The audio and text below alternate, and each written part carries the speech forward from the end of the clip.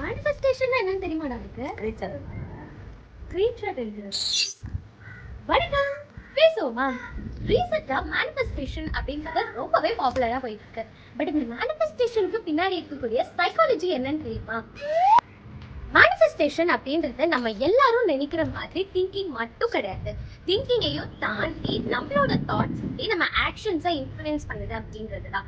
Psychologically நம்ம ஒரு கோல்ல ஃபோக்கஸ்டா இருக்கும்போது நம்ம பிரெயின்ல இருக்கக்கூடிய ரெட்டிகுலர் ஆக்டிவேட்டிங் சிஸ்டம் நம்ம கோல் ரிலேட்டடான ஆப்பர்ச்சுனிட்டிஸை நம்மளுக்கு காட்டுவோம். ஃபார் எக்ஸாம்பிள், இப்போ நான் சிங்கர் ஆக்டிவ் மேனிஃபெஸ்ட் பண்ணிருந்தா என்னோட பிரெயின்ல இருக்கக்கூடிய reticular activating system singing field ரிலேட்டடான ஆப்பர்ச்சுனிட்டிஸை எனக்கு காட்ட ஆரம்பிக்கும்.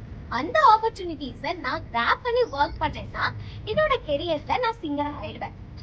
ஸோ மேனிஃபெஸ்டேஷன் அப்படின்றது யூனிவர்ஸோட மேஜிக்லாம் இல்லை, நம்ம பிரெயினோட அட்டென்ஷன் ஃபில்டர் ஒர்க் ஆகுறது தான்.